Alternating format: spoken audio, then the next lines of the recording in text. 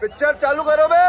सौरभ दास, क्यों आपको लगा कि आपके लिए इसका इस्तेमाल किया जा रहा है? कहीं भी सीजेपी का इस्तेमाल के नाम का इस्तेमाल नहीं किया गया था। ये कहा गया था कि आप लोग जरा इस सोच से संभल के रहिएगा। तमाम युवा वर्ग को प्रधानमंत्री चेतावनी दे रहे थे, इशारा दे रहे थे या समझाने की कोशिश कर रहे थे कि इनसे दूर रहिएगा सर, जो ये अलगाववादी सोच है।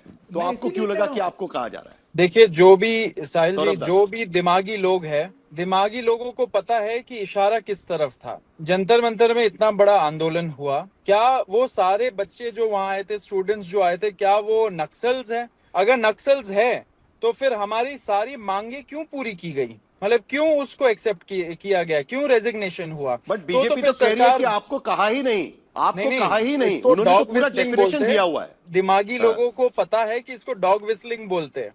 And prime minister of India red fort में कोई पॉलिटिकल इवेंट नहीं था, ये तो इंडिपेंडेंस डे का इवेंट था, जो एक स्टेट्समैन के स्टेट्समैनशिप, नैतिकता में उनको वहां पे स्पीच देना चाहिए था, लेकिन उन्होंने वहां पे एक पॉलिटिकल स्पीच दिया एंड बहुत ही दुर्भाग्यपूर्ण कमेंट किया देश के युवाओं के खिलाफ, क्योंकि देश के युवा अभी रोड पे उतरे हुए प्रोटेस्ट कर रहे हैं, पूरे देश भर में प्रोटेस्ट हो रहे हैं ऐसे विफल सिस्टम के खिलाफ। तो उनका आप कंसर्न्स ना सुन के उनको एक आप टर्म दे रहे हो, उनको आप दिमागी नक्सल बोल रहे हो। तुम्हें शर्म है? कुछ शर्म आया है?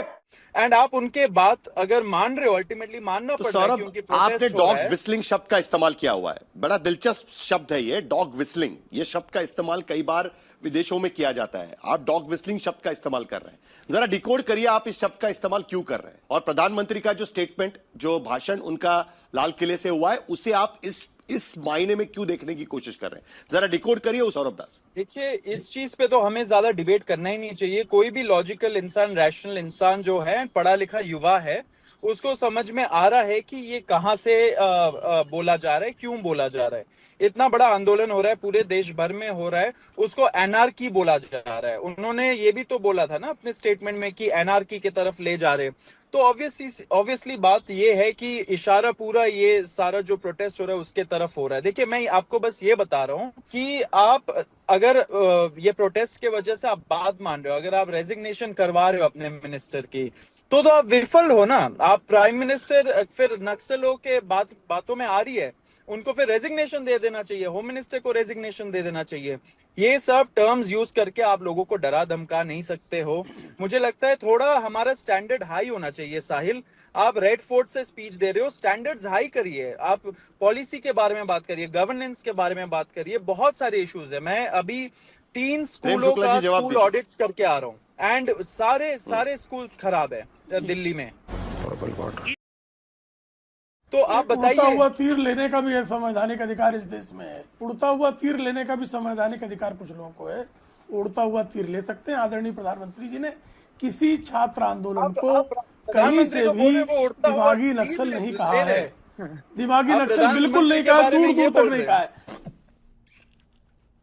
लेकिन अगर कोई उड़ता हुआ तीर लेना चाहे तो वो स्वच्छंद है। लेकिन प्रधानमंत्री जी ने किसी छात्र आंदोलन को लेकिन बात जब कहीं नक्सलवादियों ने के द्वारा संहार हो और उसके बाद अगर किसी विश्वविद्यालय में उत्सव मनाया जाए तो ऐसे लोगों को दिमागी नक्सल कहा जाएगा। अब उसको सीजेपी के लोग कोई और टर्मिनोलॉजी देना चाहें, उसको डॉग व्हिसल कहना चाहें तो कह सकते हैं, उनका अधिकार है। क्योंकि हम जो है अभिव्यक्ति की स्वतंत्रता का सम्मान करते हैं।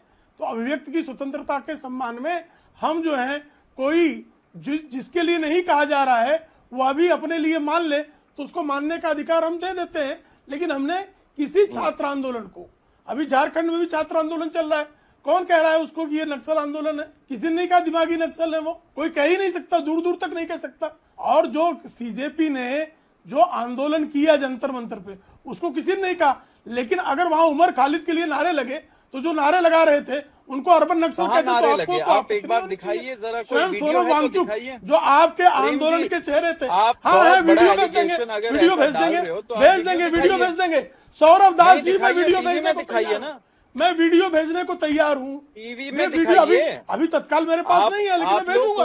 मैं एकदम आपको भेज देता हूँ, एकदम टीवी पे भेजूंगा। आप डिबेट रख लीजिए, समय निर्धारित कर दीजिए, मैं डिबेट मैं दिखाऊंगा वीडियो, मैं वीडियो दिखाऊंगा। खाओ माँ कसम।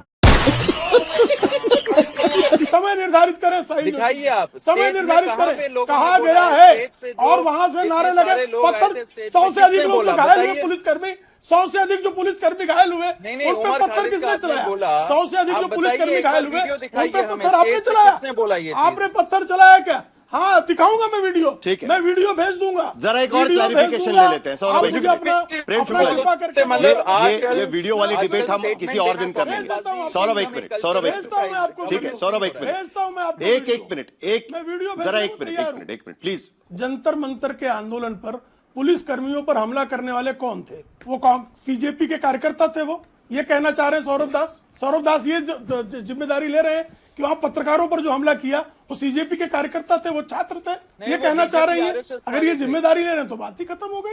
ये अगर जिम्मेदारी BJP वहां RSS पत्रकारों वाले का थे वो। लिंचिंग की गई, हमारे मॉब लिंचिंग information हुई, के मुताबिक पुलिस वालों की BJP मॉब RSS लिंचिंग वाले हुई, थे। आरएफ के कर्मचारियों की मॉब लिंचिंग, बिल्कुल ये अब ये देखिए, अर्बन नक्सल की भाषा यही होती है। ये इनके पास क्या प्रमाण है? मैं तो प्रमाण आपको दीजिए, बोल ही रहा हूं, बीजेपी ये आरएसएस युवाओं का को प्रमाण बोलना दीजिए, चाह रहे हैं, प्रमाण अर्बन दीजिए, अभी नक्सल। दीजिए प्रमाण, ये अभी प्रमाण युवाओं को दीजिए, बोलना चाहिए। अभी देखिए, अभी प्रमाण आपने बोल दिया दीजिए। उनको अर्बन अगर नक्सल। आप सच्चे आदमी तो अभी प्रमाण दीजिए, देखिए, अभी प्रमाण बैठे- दीजिए, बैठे उन्होंने अभी अर्बन दीजिए नक्सल बोल दिया। ना। बहुत अर्बन ही नक्सल झूठी होना ये यही लोग है, term use करते झूठ हैं। बोलना, Expose हो झूठ गए। बोलना यही अर्बन Expose नक्सल हो का गए, प्रमाण प्रेम जी, है। यहीं यही पे प्रमाण expose कर दिया है। मैंने। आप आरएसएस और बीजेपी का आप एक्सपोज हैं, आरएसएस बीजेपी का प्रमाण दीजिए। अगर आप में हिम्मत हो तो इसी चैनल पर अभी आरएसएस बीजेपी के किस व्यक्ति ने सीबीआई पत्र हमारे मांगा, हाथ उसका कर नाम दीजिए, सब बताइए, दे देंगे फोटो आपको, दीजिए, प्रमाण evidence। दीजिए। साहिल जोशी इनसे प्रमाण सीबीआई मांग के हमारे लीजिए। हाथ दे दीजिए। हाँ, मैं प्रमाण दूंगा, मैं प्रमाण दूंगा। अरे कौन भौंक रहा है ये बदतमीज? हाँ, मैं दूंगा, मैं उमर खालिद वाला प्रमाण देने को तैयार हूँ। आप भी प्रमाण देकर जाएंगे, ये यहाँ पर आप कह के हमारे हाथ जाइए। दे दीजिए, मैं हम आपको सारा उमर खालिद का प्रमाण दे हम देंगे। प्रमाण देने प्रमाण को का भी तैयार हूँ। इंतजार कर रहे हैं मैं प्रमाण आपके हाथ में क्यों दे दें? आपको जो आपके हाथ में असामाजिक दे देंगे, तत्व, बनाइए वीर को दे देंगे। नहीं आशुतोष, एक बार फिर साहिल, मुझे अब एक आज important की बात स्थिति रखनी में जब नहीं, एक मिनट अतुल लोंढे जी, एक मिनट। आशुतोष, आज की स्थिति में जब छात्र आंदोलन को लेकर कहीं ना कहीं युवाओं को यह बताने की कोशिश प्रधानमंत्री कर रहे हैं कि ऐसे तत्वों से सावधान रहिए, तो वैसे में जब पी चिदंबरम उसमें घुस जाते हैं और कहते हैं कि मैं दिमागी नक्सल हूं, तो यह आंदोलन से जो फायदा हो रहा है वो कहीं ना कहीं कांग्रेस पार्टी अपने पास तो नहीं खींचना चाहती। जो उड़ता तीर की बात कहीं ना कहीं प्रेम शुक्ला जी कर रहे थे, सीजेपी कहती है तो बात अलग है, क्योंकि उनका तो आंदोलन हुआ था। अब देखिए, उड़ता तीर पे तो खैर बहुत सारे एक्सप्लेनेशन हो जाएंगे कि मैं तो पहली बार ये देख रहा हूं कि लाल किले की प्राचीर से प्रधानमंत्री जी एक स्टेटमेंट दे रहे हैं और उसके बाद उन्हीं के मंत्री को उस पर सफाई देने की जरूरत पड़ रही। रेयरली ऐसा होता है कि प्रधानमंत्री के बयान को स्पष्टीकरण देने की जरूरत पड़े। ये साफ है कि जो कुछ भी प्रधानमंत्री जी ने कहा उसका कुछ अलग तरीके से अर्थ निकल रहा था। और मैं एग्जैक्टली प्रधानमंत्री का वो कोटेशन आपके सामने रख रहा हूं, एग्जैक्ट टेक्स्ट। उसका अर्थ क्या है आप देखिए, ये दिमागी नक्सल हिंसा और अराजकता के रास्ते खोज रहे हैं, गलत राह पर घसीटने के लिए भांति भांति के दांव कर रहे हैं। इन दिमागी नक्सलियों को पहचानना होगा, इन दिमागी नक्सलियों को अलग करना होगा और विकसित राष्ट्र बनाने की दिशा में युवाओं को मुख्य धारा में जोड़ना होगा। इसका मतलब प्रधानमंत्री जी मान रहे थे कि युवा इस वक्त देश की मुख्य धारा में नहीं है। अरे अगर युवा देश की मुख्य धारा में नहीं है तो समाज का कोई भी हिस्सा देश की मुख्य धारा में नहीं है। तो जब आप इस पूरे वाक्य को पढ़ते हैं तब आपको स्पष्ट हो जाता है कहीं ना कहीं वो आंदोलनकारियों को और काकरोचों को वो दरअसल नक्सल या दिमागी नक्सल बताने की कोशिश करे। तो सबसे बड़ी बात क्या है, अगर वहां पे नारे लग रहे थे टुकड़े टुकड़े होंगे, तो ये तो बड़ी कमजोर सरकार है। चिदंबरम क्या कर रहे हैं, इसका पॉलिटिकल माइलेज उठा रहे हैं। और चिदंबरम क्या कर रहे हैं, पॉलिटिकल माइलेज उठा रहे हैं उसका। नहीं, मुझे लगता है मुझे लगता है कि चिदंबरम ने पूरी तरीके से सरकार को चुनौती दी और मजबूर किया कि सरकार की तरफ से स्पष्टीकरण आए। आप इस तरीके से किसी को भी, किसी भी इंटेलिजेंट आदमी को, किसी भी पढ़े लिखे आदमी को आप नक्सल नहीं घोषित कर सकते। यह सरकार की तरफ से बहुत गलत प्रेम शुक्ला जी जवाब दीजिए। और चिदंबरम ने चुनौती देकर उसको बदलवाने का काम किया। साहिल, मुझे एक इंपॉर्टेंट बात रखनी है। ठीक है, प्रेम शुक्ला। बिल्कुल किसी पढ़े लिखे को नहीं कहा जा रहा है, किसी पढ़े लिखे को नहीं कहा जा रहा है। कुछ लोगों ने जो है स्वयं को पढ़ा लिखा और बाकी सबको अनपढ़ मानने का निर्णय ले लिया है। कुछ लोगों ने ये तय कर लिया है कि सिर्फ हम ही पढ़े लिखे हैं। भाई, इस देश में डॉक्टर एपीजे अब्दुल कलाम है क्या उसमें भी पढ़े लिखे थे। जो लोग आज जो है, आज मुझे तो लगता है जो बीजेपी में लोग बैठे वही सर्टिफिकेट, मैं उनकी डिग्री नहीं जानता, इसलिए उन पर मैं कोई बात नहीं कर सकता। पढ़ा लिखा, कौन एजुकेटेड, मैं उनकी डिग्री मैंने नहीं देखी है, इसलिए वो पढ़े लिखे कि नहीं पढ़े लिखे इस पर मैं कोई टिप्पणी करना जो है आवश्यक नहीं समझता। बस हवा निकल गई। ठीक है, कांग्रेस पार्टी ने पहल की है। पी चिदंबरम, एक तरीके से होड़ लगे आप विपक्षी दलों में अभी कि हम सभी लोग दिमागी नक्सल हैं, जबकि आपको याद होगा कि जिस स्टेट से आप आते हैं उस महाराष्ट्र में अर्बन नक्सल नाम की इस जो टर्मिनोलॉजी है उसका इजाद महाराष्ट्र के भीतर हुआ था। कांग्रेस, राष्ट्रवादी कांग्रेस की सरकार के समय ही अर्बन नक्सल पर कार्रवाई शुरू कर दी गई थी और आज की स्थिति में पी चिदंबरम आकर आगे कहते हैं कि वो भी दिमागी नक्सल है और उसके बाद होड़ लग गई है। केजरीवाल कह रहे हैं और बाकी विपक्षी नेता भी कहने लगे। क्यों अपने आप को दिमागी नक्सल कह रहे हैं? ऐसा है कि इस देश में 2014 के बाद सरकार से सवाल पूछने वालों को या तो आंदोलनजीवी कहा जाता है, या तो देशद्रोही कहा जाता है, या तो टुकड़े टुकड़े गैंग कहा जाता है, या तो अर्बन नक्सल कहा जाता है। और कल नया कुछ था नहीं, लाल किले के प्राचीर से देश के प्रधानमंत्री विदेश नीति पर नहीं बोलते। देश के प्रधानमंत्री अमेरिका के साथ जो ट्रेड डील होने वाली है उसके बारे में बात नहीं करते। चाबार क्यों गया, मुंडेल क्यों गया? मुंडेल अभी बांग्लादेश ने जो हमें 2015 में देने का वायदा किया था वो चाइना को दे दिया। चाइना चारों तरफ से घेर रहा है, तो विदेश नीति के बारे में बात नहीं करते। लेकिन उन्होंने जिस तरह से विभेद की राजनीति पहले से की है, ये विभेद की राजनीति का नतीजा है। और देखिए फिर एक्सप्लेनेशन देते थे, क्या कह गए, जिनका संविधान में भरोसा नहीं है वो लोग जो है वो दिमागी नक्सल है। तो पहले दिमागी नक्सल तो आरएसएस है, आरएसएस से उत्पन्न हुई बीजेपी जो है उसे भी दिमागी नक्सल कहना पड़ेगा। फिर खुद ही की तरफ चारों नहीं पांचों 10 उंगलियां खुद ही की तरफ हो गई, क्योंकि सबसे पहले इस देश में संविधान का और अखंडता का विरोध अगर किसी ने किया था तो वो बीजेपी ने किया था, आरएसएस ने किया था, उसी से उत्पन्न हुई बीजेपी, और बीजेपी की वो मातृ संस्था है। तो ये एक्सप्लेनेशन देने की बात अलग है। मुझे एक बात बताइए, जब जनगणना, जातिगत जनगणना मांगी गई थी, अर्बन नक्सल उन लोगों को किसने कहा था? इस देश के प्रधानमंत्री ने कहा था। सवाल खड़े किए गए, जब किसान खड़े हो गए तो आंदोलनजीवी कहा गया, उनकी बात मान ली गई, लेकिन फिर बाद में धोखा हुआ। एमएसपी का क्या हुआ पता नहीं। अभी भी जातिगत जनगणना की बात की, फिर उन्होंने उनको अर्बन नक्सल कहा, फिर बात मान ली, जातिगत जनगणना कराऊंगा, फिर से धोखा कर दिया, नहीं करा रहा है। तो जो खिलाफ में बात करेगा, ये टुकड़े टुकड़े गैंग नहीं सिद्ध कर पाए, झूठ था ये। और अभी भी जो छात्रों ने आंदोलन किया था, वो आंदोलन में मयंक नाम के आदमी को घुसाकर, ये उसका नाम है अभिजीत अय्यर मित्रा, उसने खुद एक्सेप्ट किया एक्स पे ये कि हाँ मैंने ये मयंक को वहां भेजा था और उसने टुकड़े टुकड़े गैंग को जो है वो एक ऐसा कहा, और उसके बाद ये टुकड़े टुकड़े गैंग वाले लोग, छात्र, ये कहा गया। अतुल लोंढे पाटिल, सुनो जिस टर्म का इस्तेमाल प्रधानमंत्री ने किया हुआ है लाल किले से, उसका डेफिनेशन किरण रिजिजू दे रहे हैं, और आज बीजेपी ने प्रेस कॉन्फ्रेंस लेकर उसका डेफिनेशन दिया हुआ है। मैं आपको जरा एक बार वो डेफिनेशन बताता हूं, आप मुझे बताइएगा कि पी चिदंबरम इस पे कहां बैठते हैं, क्योंकि पी चिदंबरम खुद ही कह रहे हैं कि वो खुद दिमागी नक्सल है। इसके लिए वो डेफिनेशन आपके सामने रखते हैं। 3 पैरामीटर रखे हुए हैं उस डेफिनेशन के लिए, जरा वो ग्राफिक्स में चलाइएगा। जूम करो। पहला कौन है दिमागी नक्सल? जो माओवादियों का समर्थन करता है, भारतीय संविधान को नहीं मानता है, जिसका जिक्र आपने भी किया। दूसरा, अलगाववादियों के साथ जो खड़ा होता है, यानी जो सेपरेटिस्ट है उनके साथ खड़ा होता है और अनुच्छेद 370 का समर्थन करता है, 370 हटाने का विरोध करता है, वो अर्बन नक्सल है या दिमागी नक्सल हम कह सकते हैं। नॉर्थ ईस्ट को जो चिकन नेक है उसे अलग काटने के लिए चिकन नेक काटना चाहते हैं, वो दिमागी नक्सल है। ये डेफिनेशन सरकार की तरफ से रखा गया है। अब किरण रिजिजू कह रहे हैं, इसके लिए मैं सरकार की तरफ से बोल रहा हूं क्योंकि वो मंत्री है, इसीलिए मैं बोल रहा हूं। सरकार की तरफ से ये डेफिनेशन रखा गया है। उसमें पी चिदंबरम कहां बैठते हैं? मैं तुम्हें अभी समझाता हूं।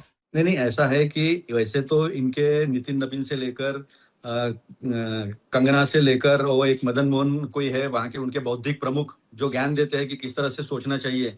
उन्होंने कहा था कि गोली मार दूंगा, और जो बच्चियां है वहां की जो आंदोलन कर रही है वो सामूहिक बलात्कार में आनंद लेती है, फिर बाद में अपने आप को किनारा कर देना, फिर किसी मिनिस्टर का अपने हिसाब से सारी चीजें करने का। क्या मुझे बताओ, आंदोलनजीवी नहीं कहा था देश के प्रधानमंत्री ने? जातिगत जनगणना मांगने वाले को अर्बन नक्सल नहीं कहा था।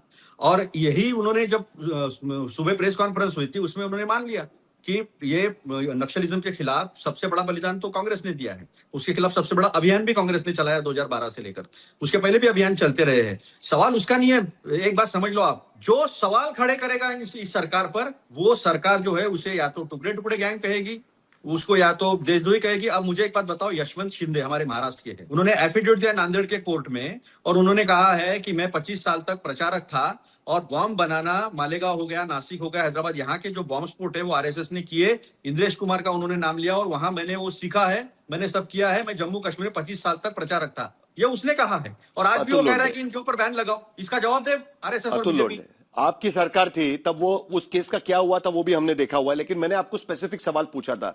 3 पैरामीटर्स दिए हुए हैं किरण रिजिजू ने, जल्दी से उसका जवाब दीजिए। फिर प्रेम शुक्ला जी आपका जो भी उनको कहना है वो कहेंगे इस पूरे मामले को लेकर। कहां बैठते हैं दिमागी नक्सल में, कहां बैठते हैं यहाँ पर पी चिदंबरम? हम भारत के नागरिक के टर्म का इस्तेमाल जो है वो पी चिदंबरम खुद ही कर चुके हैं। सुनो ना, हम तो आप कहते हैं तब अर्बन नक्सल, बीजेपी कहती है तब वो विरोधियों के बारे में कह रही है। ये कैसे हो सकता है ना, ये कुछ एक ही टर्मिनोलॉजी इस्तेमाल होनी चाहिए। नहीं, ऐसा है साहिल जी, आप घुमाओ मत बात को। कब कांग्रेस के कौन से नेता ने विपक्षियों को कहा इस तरह की बातें? कब किसान के आंदोलन का कांग्रेस ने ऐसा किया? आंदोलन हुए नहीं है। कब जातिगत जनगणना की मांग करने वालों को, ओबीसी की मांग करने वालों को अर्बन नक्सल कहा? इस देश के प्रधानमंत्री ने कहा। इस देश के प्रधानमंत्री, इस देश का बीजेपी जो सत्ता में है, वो हर वो बात विपक्ष के लिए कहता है जो नहीं कहनी चाहिए। और फिर आप हमसे सवाल पूछ रहे तो जो तीन पैरामीटर दिए हुए हैं उसमें से आप किसी को भी समर्थन नहीं करते हैं। आप 370 हटाने का समर्थन करते हैं। कांग्रेस पार्टी समर्थन करती है 370 हटाने का। अलगाववादियों के साथ कांग्रेस नहीं खड़ी है। नॉर्थ ईस्ट को अलग करने वाला जो चिकन नेक है उसको काटना नहीं चाहती कांग्रेस पार्टी। सही कह रहे हैं ना आप? मैं सही मान रहा हूं ना इस बात सवाल सुनो ना, सवाल क्या होना चाहिए? यानी बराबर है। सवाल क्या होना चाहिए मैं बताता हूं। सवाल यह होना चाहिए कि लाल किले के प्राचीर से जब अरुणाचल में चाइनीज घुस चुके हैं, वहां के एसोसिएशन ऑफ विलेजेस ने कहा है ना, ट्राइब ने कहा है, तो उसके बारे में कुछ कहा नहीं। ये सवाल होना चाहिए कि लोग ये 3 पैरामीटर्स में तो आप नहीं है, तो आप अपने आप को क्यों दिमागी नक्सल कह रहे हैं? भाई जो ये 3 पैरामीटर में है वो अपने आप को कहे दिमागी नक्सल। आप क्यों अपने आप को कह रहे हैं? पश्चात बुद्धि है साहिल, ये पश्चात बुद्धि है। उन्होंने विपक्षियों को कहा, जो सवाल खड़ा करेंगे उनको ही कहा, बाद में पश्चात बुद्धि है।